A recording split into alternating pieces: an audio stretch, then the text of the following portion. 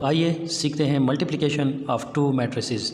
सबसे पहले हमने ये चेक करना होता है कि क्या दो मैट्रिसेस आपस में मल्टीप्लाई हो सकते हैं या नहीं, क्योंकि हमेशा ये इस तरह पॉसिबल नहीं होता कि दो मैट्रिसेस को आप मल्टीप्लाई कर सकें।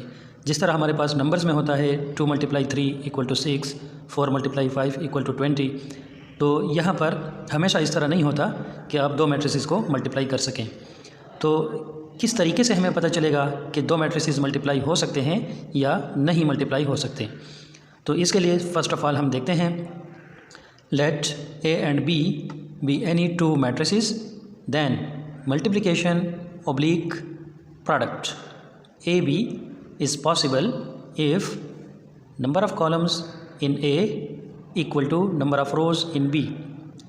यानी यहाँ पर मैंने लिखा है AB, तो इसका मतलब है कि A मैट्रिक्स को हम पहले रखेंगे प्रोडक्ट में और B मैट्रिक्स को बाद में रखेंगे। तो जो हमारे पास पहला मैट्रिक्स होगा A मैट्रिक्स, उसके हमने क्या देखना है, नंबर ऑफ़ कॉलम्स, यानी वहाँ पर कॉलम्स की तादाद क्या है।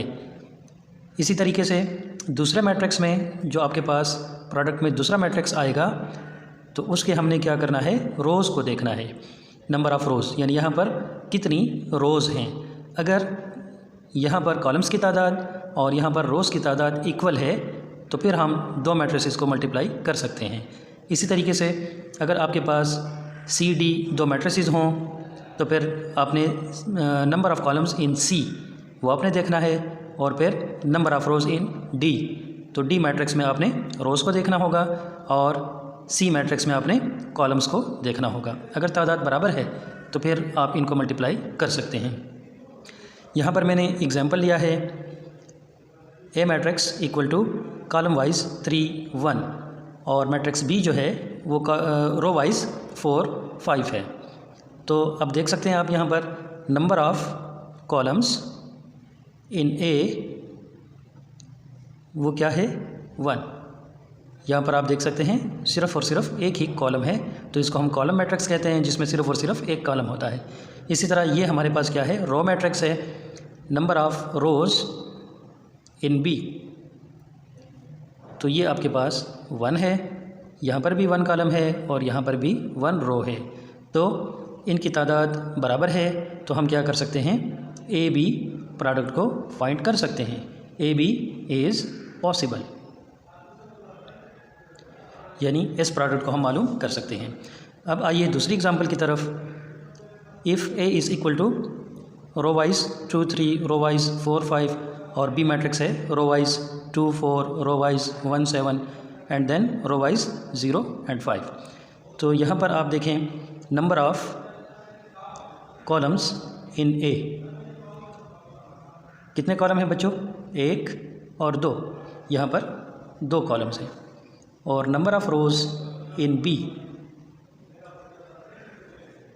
1 2 3, तो यहाँ पर 3 रोज़ हैं। अब 2 इज़ नॉट इक्वल टू 3, यानी यहाँ पर A में कॉलम्स और B में रोज़ की तादाद बराबर नहीं है, इक्वल नहीं है, तो फिर AB is not possible, AB is not possible. ठीक है। अब जब मैट्रिसेस हमारे पास मल्टीप्लाई हो सकते हैं तो उसका क्या मेथड होगा, किस तरीके से हम चेक करेंगे कि ये मल्टीप्लाई हो सकते हैं या नहीं। ये कंडीशन आपने याद रखनी है। इस कंडीशन के ज़रिए हम क्या करते हैं, चेक करते हैं कि हम दो मैट्रिसेस को मल्टीप्लाई कर सकते हैं या नहीं। यानी डायरेक्ट आपने मल्टीप्लिकेशन स्टार्ट नहीं करनी, आपने सबसे पहले इस कंडीशन को चेक करना है कि अगर number of columns in A is equal to number of rows in B, तो फिर आप आगे का प्रोसेस करें। तो आइए अब हम देखते हैं कि दो मैट्रिसेस को किस तरीके से मल्टीप्लाई किया जाता है। अब हमने मल्टीप्लिकेशन का प्रोसेस सीखना है, यानी अगर दो मैट्रिसेस को मल्टीप्लाई किया जा सकता है तो फिर हम उसे किस तरीके से मल्टीप्लाई करेंगे, क्या मेथड होगा। तो अब देखें, उसके लिए मैंने यहाँ पर वही पहला एग्जांपल लिया है जो कि मैट्रिक्स मल्टीप्लिकेशन के लिए कंफर्म था। तो AB लेफ़्ट साइड पर इसके नाम लिखे गए हैं और राइट साइड पर मैट्रिक्स कॉलम वाइज 3 1 और रो वाइज 4 5 ये लिखा हुआ है। अब राइट साइड पर आप ये देख रहे हैं कि यहाँ मैंने इस तरीके से एक मैट्रिक्स को लिखा है, तो ये बच्चों असल में क्राइटेरिया है मल्टीप्लिकेशन का।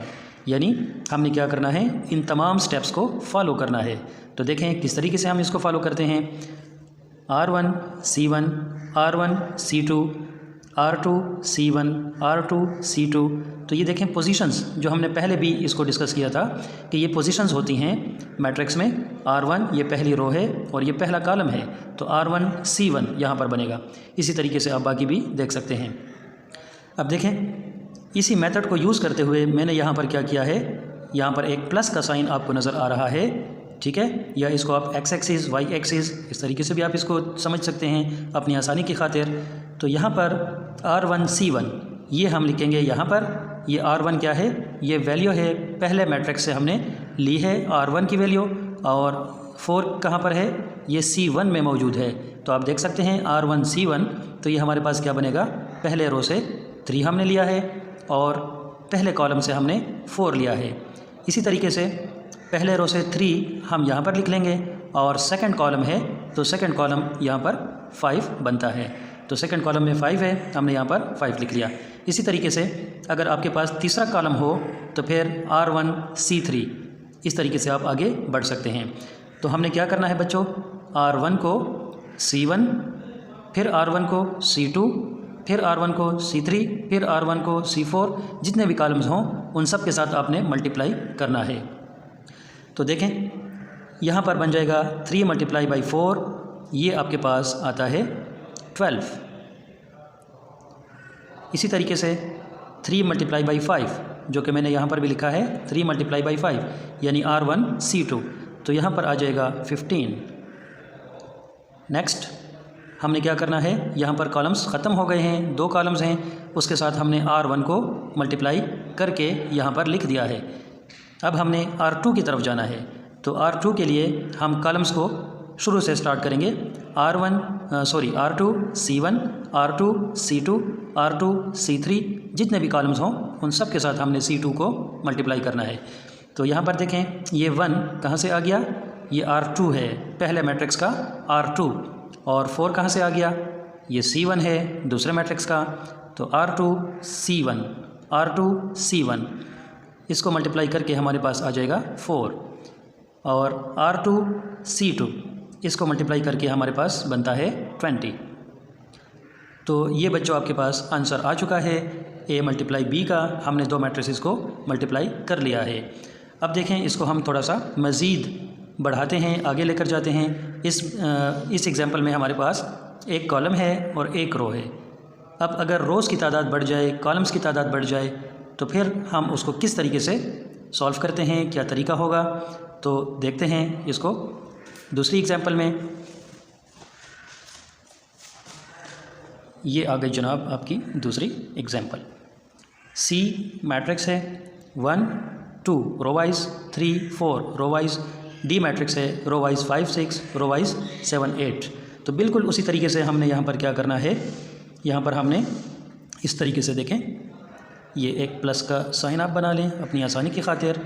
अब यहाँ पर क्या करना है, R1 C1 देखें, R1 C1, फिर यहाँ पर होगा R1 C2, और इसी तरह यहाँ पर होगा R2 C1 और R2 C2। ये आपने इस तरीके से मल्टीप्लाई करना होगा। तो ये हमने क्राइटेरिया लिख लिया है, अब इसी के मुताबिक हम चलेंगे। तो R1 यहाँ पर R1 है 1 2, इस तरीके से लिख लें, और C1 जो है वो है 5 और 7। C1 कहाँ से आएगा, ये दूसरा मैट्रिक्स से हमने लेना होगा।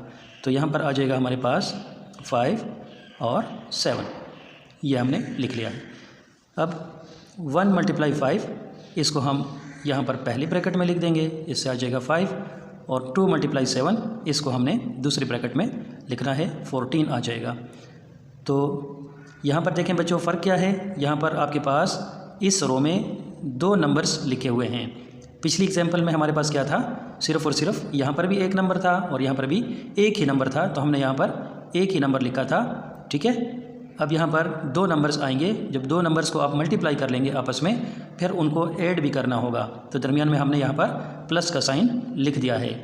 इसी तरीके से अब R1 को आप दोबारा लें, 1 और 2 ये R1 है, और C2 आपके पास 6 और 8, तो तो इनको हमने क्या करना है, मल्टीप्लाई करना है। तो 1 × 6 ये 6 आ जाएगा, 2 × 8 ये 16 बन जाएगा। अब R2 C1 की तरफ आते हैं। तो R2 आपके पास है 3 और 4, 3 और 4। तो इसके साथ मल्टीप्लाई करना है क्या चीज़ मल्टीप्लाई करना है, C1। तो C1 यहाँ पर है 5 और 7। तो 3 × 5 बन जाएगा 15 और 4 × 7 ये बन जाएगा 48। अब आखिरी जो हमारे पास है उसको हम कर लेते हैं 3 और 4। ये आपका R2 है और C2 आपने कहाँ से लेना है बच्चों, यहाँ से लेना है, ये C2 है। तो 6 और 8, 3 × 6 ये बन जाएगा 18 और 4 × 8 तो ये आता है 32। अब आपने एक स्टेप यहाँ पर मज़ीद करना है, क्योंकि यहाँ पर रो में भी 2 हिस्से मौजूद हैं और कॉलम में भी 2 हिस्से मौजूद हैं। तो उनको मल्टीप्लाई करने के बाद हमने क्या करना होगा, प्लस करना होगा। तो 5 + 14 ये बन जाता है 19, 6 + 16 ये आ जाएगा 22 और 15 + 28 तो 28 + 5 33 + 10 आपके पास आ जाएगा 43। 32 + 18 32 + 8 40 बन जाता है। फिर 10 को प्लस कर दें तो ये आ जाएगा 50। तो ये आपका आंसर आ चुका है।